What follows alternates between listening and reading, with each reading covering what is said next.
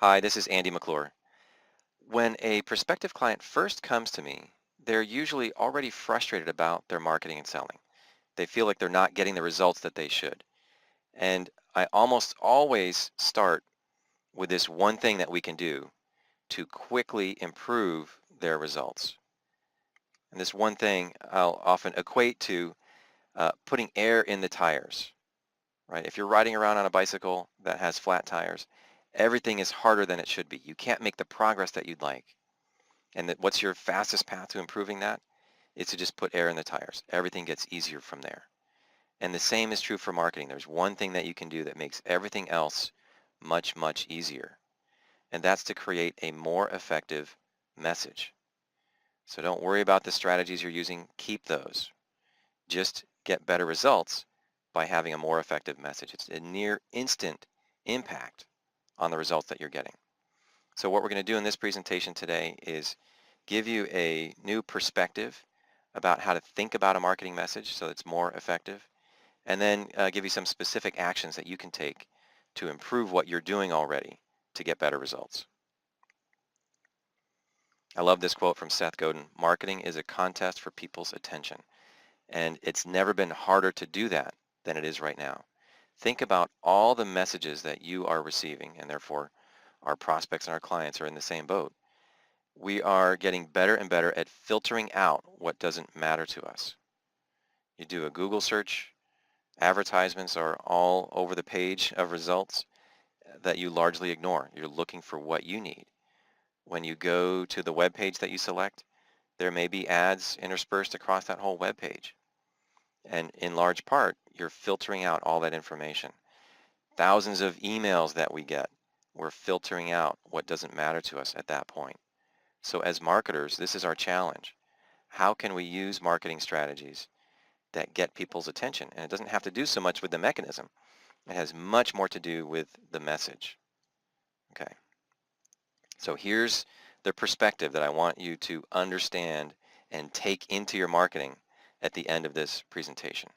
I want you to imagine that there is a river, and on one side of the river are your prospects and clients, and they have their problems, frustrations, and desires.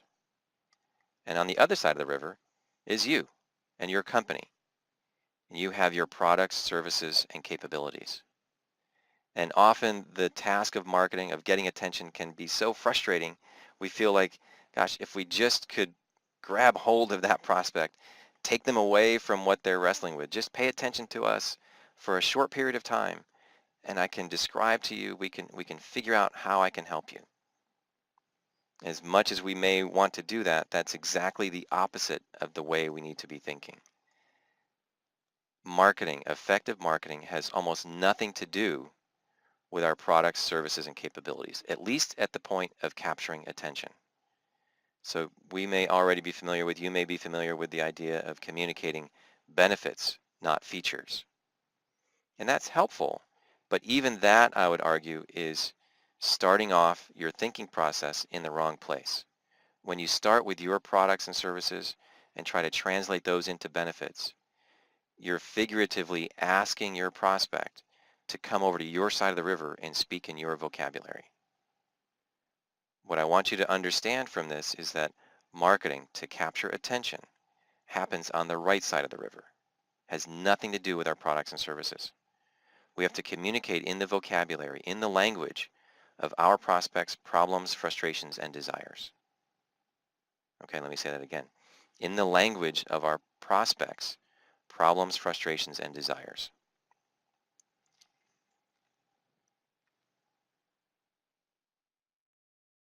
So let me give you a quick example. In my line of work, I could say that I'm a marketing consultant. And I've caught myself saying this from time to time. It's tempting because it's very simple. People nod, oh, yeah, I get it, right?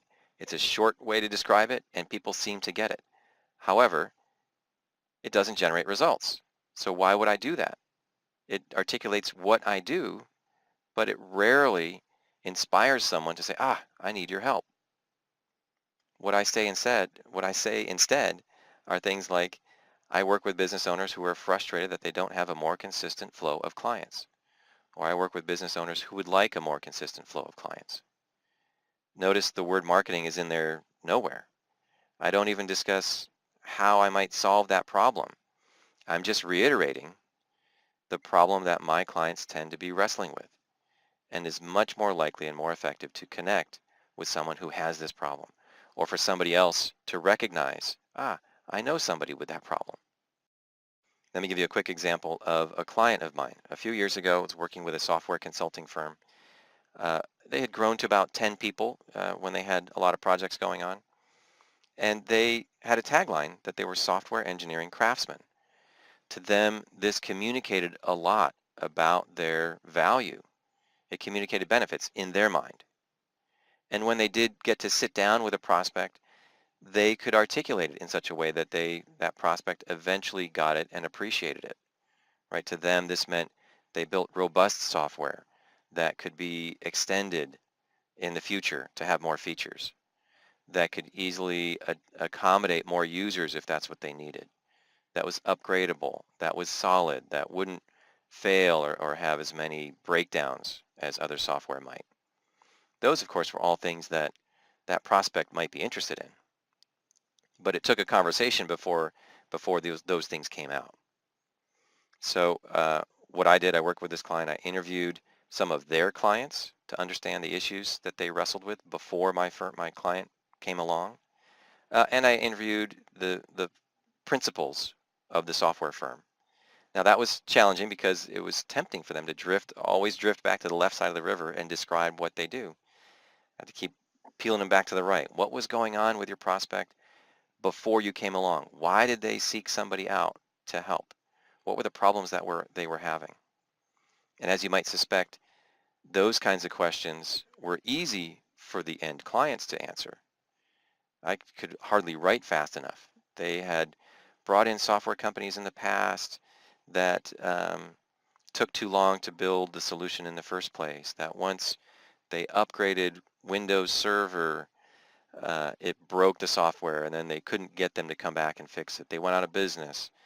They tried to add more users and the system got too slow. On and on and on. They could easily describe the problems they were wrestling with before they sought my client's help, the trigger events. And those trigger events are what we need our marketing to capture when somebody is facing that circumstance.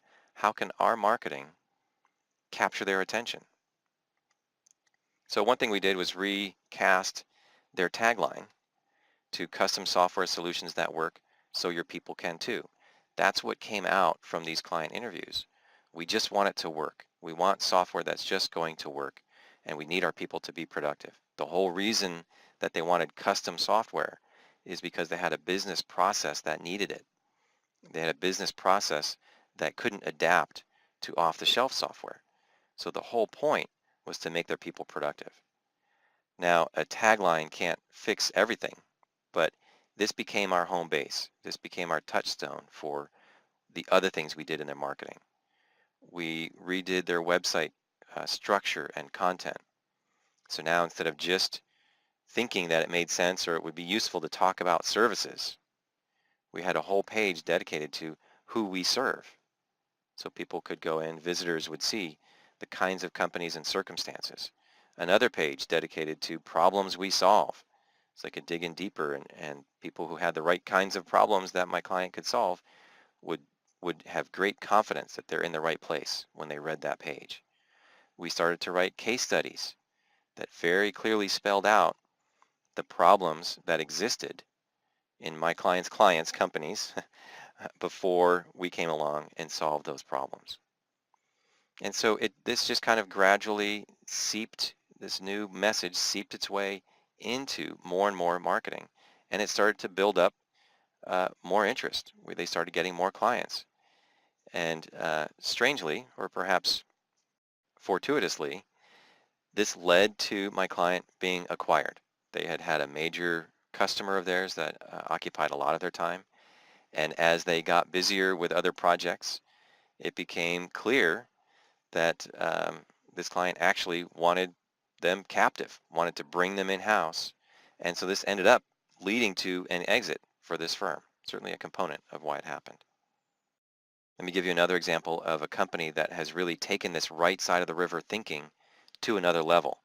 HubSpot started in 2006, so just 8 years ago, uh, began and really led the charge for inbound marketing, coined the phrase inbound marketing. That has to do with really everything you see going on these days online. The people that are effective marketers are creating content, creating solutions in their marketing that attract people, that bring them in. And I love this quote from Dharmesh Shah, one of the founders of HubSpot. It's about helping, not harassing. So not trying to break in and force someone to pay attention to you, but providing content, providing things on that right side of the river that are attractive and helpful. And this company has really taken it to another level. So besides just communicating in the language of their prospects' problems, like I'm describing, they went a step further and have started to actually solve those problems with their marketing. They have hundreds of ebooks for free that teach people how to do inbound marketing better. Now, HubSpot happens to provide software that will help certain kinds of companies execute inbound marketing more easily, but they certainly don't require that you be a customer to benefit from the information that they produce. In fact, they have courses where you can become a certified inbound marketing consultant that are open to everyone and are free. And if you didn't know that they had software to offer, you might look at their website and look at all this content and believe that they were a training company, that they were an information marketing company. They could probably be a business doing tens of millions of dollars in revenue just on the information that they produce. But they provide it all for free. It's how they do their marketing. They're over here on the right side of the river, not just communicating in that language, but actually helping people solve problems with their marketing, doing it for free. And then, oh, by the way, for the subset of people who want to look at their software, they certainly can do that. It makes inbound marketing much easier. And this has worked for them. They have over 11,000 business clients using their software, and they've grown tremendously. They're a funded company. Okay, so this idea, I want to plant some ideas with you about how pervasive the thinking about the right side of the river is. When I do a presentation in person, I'll often put up this logo and say, hey, raise your hand if you're using the subscription version of Facebook, the monthly subscription. And people look at each other and they're puzzled, and I say, of course you're not. There isn't one. Now, this is a different business model, but it's interesting to look at these examples of really huge companies that have gone to the right side of the river and solved a problem, first and foremost. So Facebook spent millions and eventually billions on a software application that helps us all connect with one another better, makes it easier to share with your friends and family, right? They recognized that problem existed. They created a solution. Now they have a different business model. This is not, this is a stretch for me to claim this. Their product is really advertising. But it's interesting to think about. Similarly with Google, you've never had to pull a quarter out of your pocket and drop it, in a slot on the side of your computer to do a Google search. That service is provided for free. Again, another company that looked at a problem and didn't just market to people who had that problem and try to draw them over to buy a service. They solve problems with their marketing. So you don't have to be a huge company to benefit from this perspective. You don't have to create solutions and solve problems on that right side of the river. Again, to start, just want to encourage you to communicate in that language, not about your products and services. You don't have to be a big company. So this is a page on my website. In fact, at the bottom of my homepage, the first page I recommend people go to is the page that says, Is this you? I'm just talking about the kinds of companies that I help, the kinds of problems that the reader may be facing that I can help with. Okay? So, marketing from the right side of the river, some actions here. Take a moment to list the problems, frustrations, and desires that your ideal clients have that you can help with. Just take a moment and do that now. Now, there's no substitute for hearing it from your clients as well. We often think we know what our clients want, but I do encourage you to interview them directly. Below this video, I will have a link to download uh, the ebook. It's kind of halfway between an article and an ebook, How to Create Irresistible Marketing Messages. And I have a template there for how to interview your clients and get them to tell you what they're looking for. Basically have them give you the language you should use in your marketing. First thing to do, very simple, rework your elevator speech. It's completely free for you to make that improvement and start to get better results just from going around and talking with people. Then let that keep seeping into your marketing. Let it seep into your website. Let it alter what you put there. Maybe start to do some case studies, some things that really articulate the problems that you can solve. So what to do next? Like I said, download the free report. Stay tuned for the next installment.